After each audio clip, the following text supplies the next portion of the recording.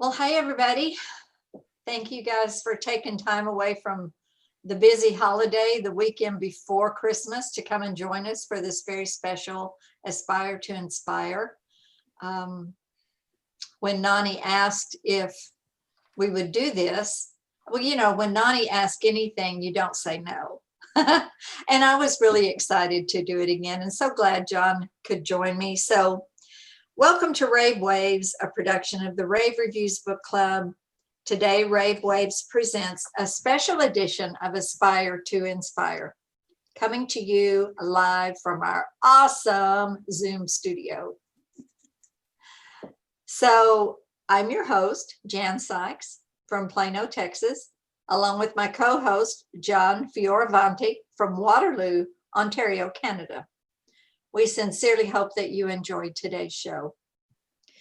The sponsor of today's show is Amulets Rapture by Risa author Linnea Tanner. This book was a 2020 KCTILA first place runner-up. Congratulations, Linnea. So 2020 has been a crazy year. I think we can all agree on that. And that's really putting it mildly. We have not produced an Aspire to Inspire show since May of this year.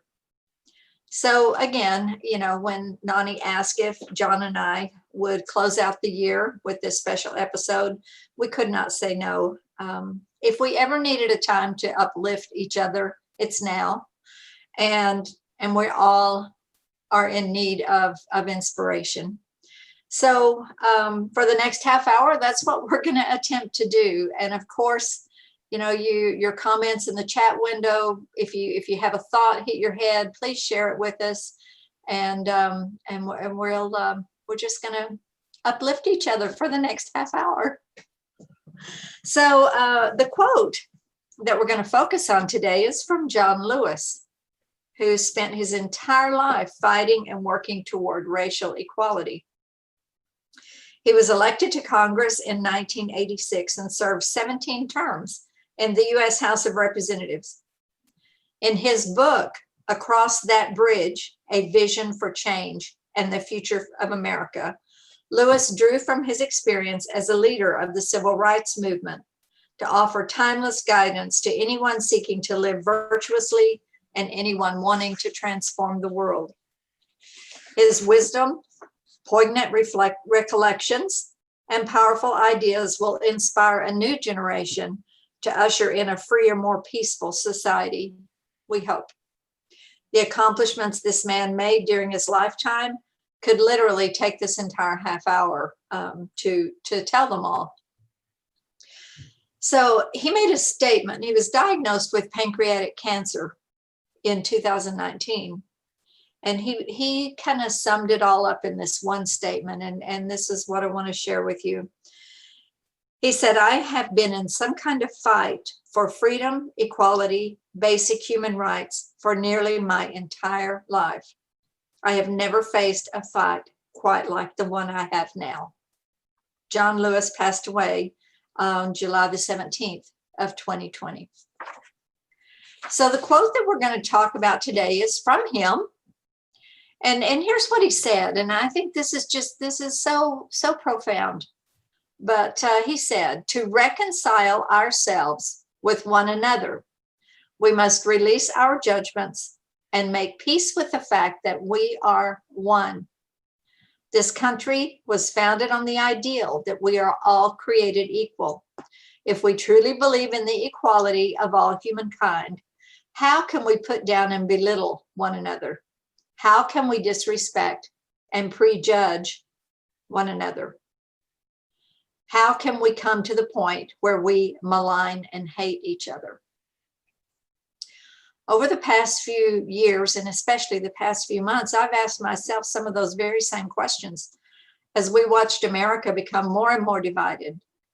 Hatred for anyone with a difference of opinion became the norm, not the exception. So how do we allow ourselves to become this?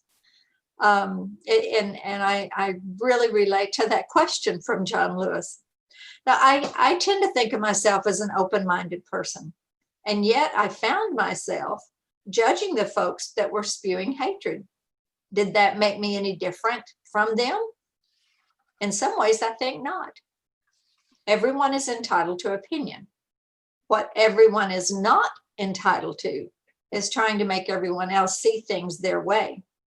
The days of friendly discourse over a difference in belief or way of thinking has disappeared. Instead, insults are slung right and left, families are torn apart, friends part ways, and for what? As Lewis said, how did we get to this point? So I searched with an open mind for the root of this problem. When did it start and how did it escalate? I don't want to turn this into a political rant. That's not what Aspire to Inspire has ever been about. But when the leaders of our country are slinging hateful barbs and calling other countries' leaders belittling and disrespectful names, the general population seem to follow that example. And no matter who's doing it, it's wrong on every level. So, John, I'm going to get off my soapbox for a minute. I want to give you the floor. I want to hear from you. And tell me your thoughts on this quote from Mr. Lewis. Well, thanks, Jan. As a retired Canadian high school history teacher, I've always followed politics in America with great interest. And I've been dismayed and alarmed by the events of especially the past 4 years. America and Canada are each other's greatest trading partners. We've always prided ourselves on having the longest undefended border in the world. We've always been each other's staunchest allies. And there are no other English-speaking countries who have as much in common as Canada and America. Having said all of that, we also suffer from the politics of division, as well as systemic racism and discrimination here in Canada. So the problems in America are mirrored in Canada as well, okay? I do not believe these problems are unique to North America either. Okay. And I think most countries around the world that seem to have a majority of Caucasian people are kind of experiencing the same kinds of things and always have. But I'll get to that later. As I ponder these problems, I realize that human beings have far more in common, physically, spiritually, and psychologically, than we have differences. As that expression that became so popular with the Black Lives Matter movement, we all bleed red. And, you know, that's such a simple statement, but really it says it all. Because we're not like aliens from different planets, but we tend to treat each other that way sometimes. True. As a matter of fact, our differences are quite superficial. Like, I like this shirt, but better than my black one. So, one's black, one's maroon. They're both shirts, they both keep me warm. They both cost the same. Okay. Color, who cares? Obviously, a lot of people care. We need and aspire to the same things as well. Our focus on our differences isn't inborn, but it's rather learned behavior. And we need to unlearn the rubbish that is at the root of hatred and intolerance and work toward a better way to live together in this world that we share. Okay, Jan, I'll toss it back to you. Well, I totally agree with you that the focus on our differences is a learned behavior. And as I watch my grandchildren grow up, I'm seeing them get exposed to things that I never did as a child. And it's somewhat disturbing, but at the same time, you know, everybody has to find their way, and everything, I have to believe that everything happens and is happening the way it is supposed to and unfolding the way it is supposed to. But that being said, you know, until children learn different, they see each other through totally unbiased eyes. If you watch young children playing, they don't see differences in each other. They just want to play. They see through unbiased eyes. So they do learn that behavior as they grow, and they do learn to form their different opinions and what have you as they grow. But I want to take a minute to go to the Zoom gallery, and we've got quite a few comments. And thank you guys. Thank y'all for joining us. You know, I know this is the last weekend before Christmas, and know everybody's busy, but thank you. I appreciate you being here. Wanda Fisher. Wanda says everyone is entitled to his or her own opinion, but not his or her own facts. I think it was Daniel Patrick Moynihan who said that, and I don't know if that's right. You said correct me if I'm wrong, and I don't know. Shirley Slaughter says she is baffled by so much hate. We all are. It's just something that we can't understand. And she also says that we don't allow others to voice their opinion without being belittled. And I think that's the one thing, if we take nothing else away from this discussion today, is just the fact that we allow each other to have whatever your opinions are. They're yours, and you have a reason for having them. But if I don't agree with you, that doesn't mean that I'm less than you, and vice versa. It's just, you know, we're all in this together. We are all on this planet together. And as John said, we all bleed the same red blood, regardless of the color of skin, regardless of the color of shirt you're wearing. I love that quote, John. And Guy Worthy quoted you. I think that's going to wind up on a shirt or a cap or something somewhere. And he gave you credit for the quote.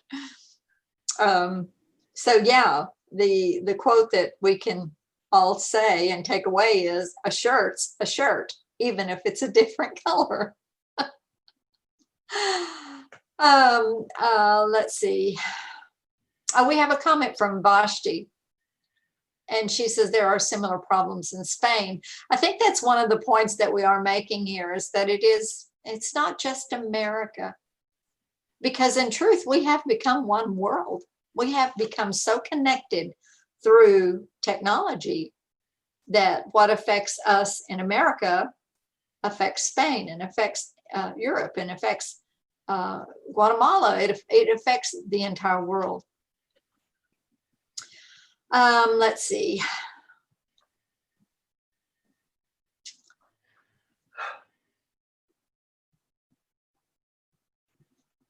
Oh, that's an interesting comment, Pat. Pat Garcia says, one of the things I dislike during the Christmas holidays is looking at holiday films. I find it difficult to find a multicultural film. I find that deplorable. I've never thought about it, Pat. Never have I thought about that. But you're right. Interesting. Interesting observation. Just to comment on that, Jan, if I may. Yes. My Yes. wife and I have been doing nothing but watching Christmas movies, on TV. Okay. And I'm surprised. Today, we saw a movie that was based on a love story between two men. Oh, wow. I haven't seen that in a Hallmark movie before. I would have to agree with you. And I've seen at least two or three, where all the major characters in the movie were Black people. That is awesome. And I'll tell you, and that feeds upon another point I want to make. All during this business about systemic racism and the Black Lives Matter movement, as a white person, and I've shared this with Nani, I met face to face, person to person, my very first Black person in my first year university. Wow. Okay. Grew up in small town Ontario, which was as white as the white picket fence around the house. Okay. And so I'd never even talked to a Black person. And I was in the seminary studying to be a priest. And in the seminary, there were several Black guys from the States. And when I told them they were the first Black people I had ever talked to, they almost fell on the floor. I'm sure. They're looking at me like I had 5 heads, like, Yeah. wow, what planet are you from? And, in our big cities, we had lots of Black people and Asians and so on, people from all over the world, like Toronto, Montreal, Vancouver, and even Hamilton. But I live in a little small town, 15, 20,000 people. It was all white. So one of the things, I didn't grow up with the experience of knowing the Black experience through the eyes of Black people, which means living it secondhand. And because I'm a white person, I never had the opportunity to live it firsthand. I'm not sure that's a bad thing. I was spared that, okay? But for me to say that I understand the Black Lives Matter movement, I don't think so. Right. I Yeah. lived a life of privilege. I have to agree with you. And I do. I never saw it that way until this year. God, I'm turning 70 next month. And I just realized I've been living a life of privilege. I think all of us can kind of agree with what you just said, John, and that there has been an awakening. And it doesn't matter. I mean, it does matter, but before change comes great chaos, and we have seen great chaos. So hopefully we're going to see change. Yeah. But I totally understand what you're saying, and about that realization of that, wow. Well, I like one of the things that Barack Obama was saying in some of his speeches before the election was, and he was saying to people, if you want change, vote for change. Be careful about who are you voting for? Who's running and what are they standing for? And are you supporting the people who would like to change the things like systemic racism and other issues that are plaguing our society today, on both sides of the border? How are you voting? Right. Good point. Well, that's our voice. That's the one thing that we have is that we can vote. Yeah. So I want to go back to the quote. I want to go back to John Lewis's quote. And if you take the quote literally, which I kind of think we should, he says, we must release our judgments and make peace with the fact that we are one. I've had very brief experiences where I could truly feel our oneness. We all have commonalities. We all have souls. We all have to breathe air to live. And of course, we have to have food to eat. But when I look at what is it that makes us one, I really had to think deep about it. I went to the dictionary. The dictionary defines oneness as the quality of being one, singleness, uniqueness, sameness, identity, unity of thought, feeling, belief, aim, agreement, concord, a strong feeling of closeness or affinity, union. So what does that all really mean? Here's what I think. We were created from the same spark of life, all of us. It's inside all of us, not just black, not brown, not white, not pink, not purple. It's inside all of us. And that is our oneness. And without it, we cease to exist. It's that simple. We think of it as, it's been called the breath of life, or it's been called, that we have God inside us, or whatever you want to call it.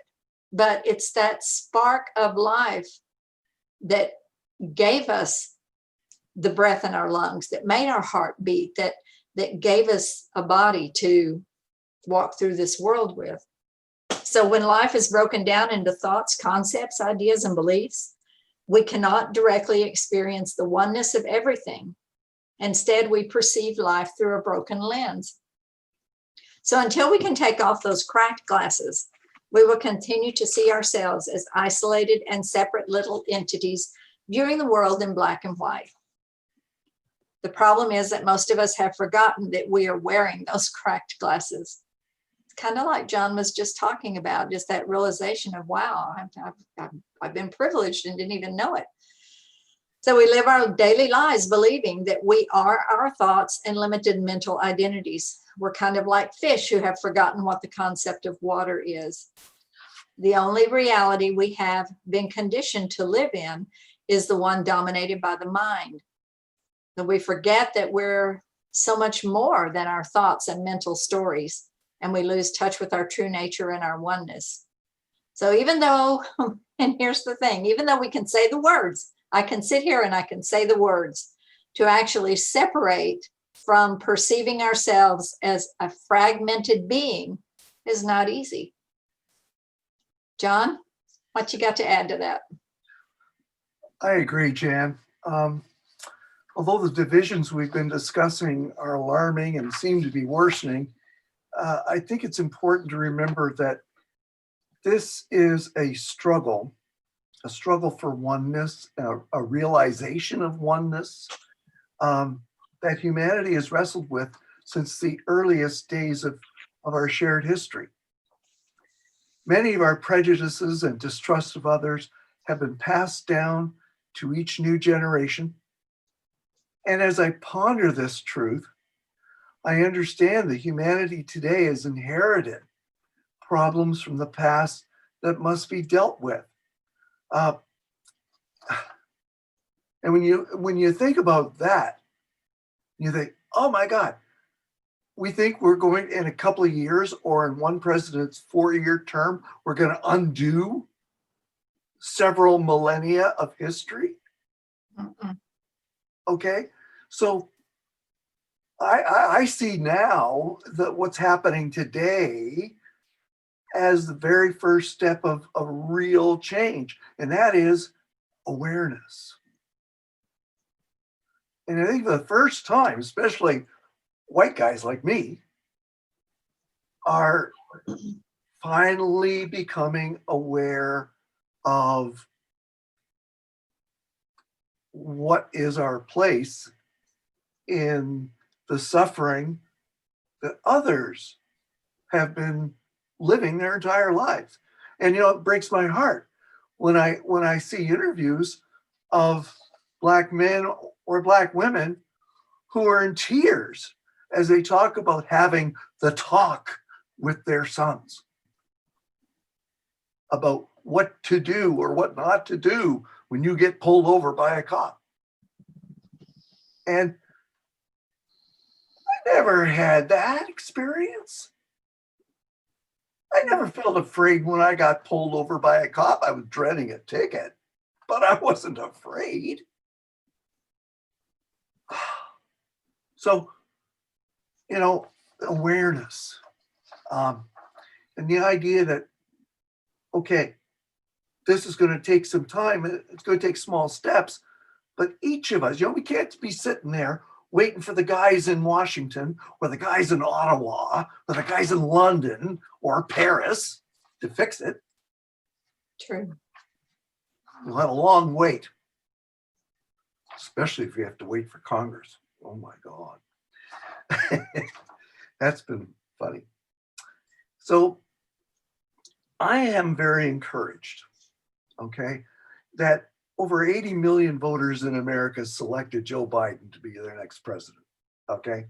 I did my happy dance along with, 35 million other Canadians. He brings enormous experience to the office, but more importantly, he brings great wisdom and a desire to reconcile Americans to one another and to reassert America as the true leader of the free world. I don't believe that President-elect Biden is a miracle worker, but I'm confident he'll bring his love for humanity, his empathy for the suffering of others, and his genuine desire for peace and cooperation through compromise to bear on the problems that plague America and the rest of the world. And I pray that the rest of us will watch and listen and learn and do likewise in our everyday lives, in our dealing with the problems that we have to deal with on our level, in our families and friends and so on. Thanks, Jan. Back to you. Yeah, it's just, Nani said in the chat window a while ago, we have to be the change. And that is so true. It doesn't, we can't sit back and wait for Washington to fix us. They're not going to. We have to be the change. And I do feel hopeful that maybe things will be better, but it's up to us. And we can do that from our own little corners of the world. Betty Stevens made a very good point in the chat window that I want to share.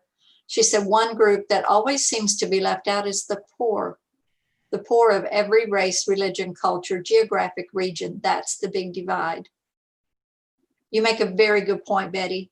And you're right. We tend, it's just like, when you see a homeless person on the corner begging for money, you tend to not look at them. It's like, I don't want to see that, but it's there. And you're right. You make a very good point. Again, I hope that we see some changes.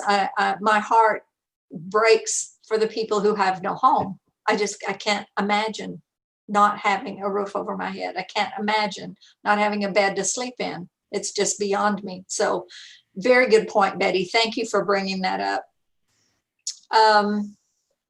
There's a lot of talk going on in the chat window, and I hope, John, are you watching that as well? Are you seeing all that? Yeah. You guys are really interacting, and I love everything that you're saying, and it's so true. I mean, we're all, it's like we're preaching to the choir. We're kind of all on the same page, and that we want to see this change. We want to see, not only in America, but as it has been pointed out, it bleeds out. But the world has looked to America for leadership for many, many years, and that kind of all dissipated. And so anyway, thank you all for everything that you're saying over here. If I were to read every comment, we'd be here till probably 4 o'clock. So I'm not going to, but yes, y'all are making some very good points, making some very good comments. Thank you. The comments about the movies, and that's true. And Shirley, what you were saying about romance movies and the cookie cutters. I mean, that's true. It is true. It's truth, but that's also changing. And I'm seeing more and more change. So change is not always comfortable, but change is very often needed, if that makes sense. Maybe we could put that on a shirt too, along with the shirts. Well, with every quote that we use and everything we talk about on Aspire to Inspire, I always like to turn it around to the Rave Reviews Book Club and apply it to our community, because we are a community and we function as a community. We're made up of different and varied individuals of all races, spiritual beliefs, backgrounds, and yet we have found a way to release judgment and join together as a group with one goal in mind, and that is to promote, propel, and uplift others. And it's that singleness that gives our RBC such strength and unity. We're looking beyond our differences, and we're finding that oneness that we have, the commonalities that we have. So releasing judgment and holding to the ideal that we are all created equal gives us the ability to function in peace and with positive results. We share in each other's triumphs, and we pray together in whatever form that takes with each individual when one of our members suffers a tragedy. So how are we able to do that? I'll tell you, because we have a leader. We have a leader who does not allow bullying, hatefulness, or disrespect. We follow our leaders, right? So that's the first element that makes RRBC and RISA beautiful. John, could you add something to that about the club? Well, it's really hard to add to that, but I will say this. Among all the wonderful things Nani Jules is, you don't mess with Nani. and she not only founded this literary society, but she's consistently guided the members of the club to share in and benefit from her great vision about how people should conduct themselves, whether they're authors or not. We all see and experience poor attitudes and behaviors in our lives, both online and offline. Every single day, Nani reminds us that there's a better way and that we must use our imagination to celebrate our uniqueness as well as our oneness. And back to you, Jan. And Nani is going crazy over here in the chat window. I hope y'all are all seeing that. She's spelled out the word decency. Yeah, that's a big one, Nani. And love is what we all should be about, Betty. You're absolutely right. And uplifting each other and like with Harriet Hodgson losing her husband. Yeah. It affected me. I cried for her. I prayed for her because I know that kind of hurt. I know what that feels like. And I tried my best to uplift her in whatever way I could. And so again, you know, and then when someone wins an award, we're all, yay, you know, it's just because we feel it and not just to be doing it, but because we feel it. So I love that. And Nani says, by the way, Harriet just sent me a message that she has received another beautiful gift from us today. Yay.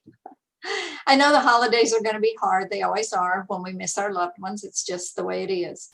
But she says it's a beautiful leather bound journal with her name on it. And she says to hug everyone for her. So hugs. Well, as always, this show flies by. We never have as much time as we want when we do this show. But I just again want to thank all of you for joining us because I know it's a busy time. You know, I went to a piano recital before the show with my two littles, and that was fun. Everyone social distance and everyone wore masks, but the children got to play their parts on the piano, and that was really kind of cool. But I thank you as we look forward to the new year and Rave Wave shows. Remember about commercials. If you would like to have a commercial on one of the Rave Wave shows, there is a button that you can click on under Rave Waves, and you can take care of that. So think about that. I have a brand new book out, so I'll be definitely doing a commercial. So again, I want to thank today's sponsor again, Linnea Tanner with Amulets Rapture. Today would be a great day to go out and pick up that book. Linnea, it was on sale. Is it still on sale? Ambulance Rapture is not on sale. The first two are on sale. Okay, all right.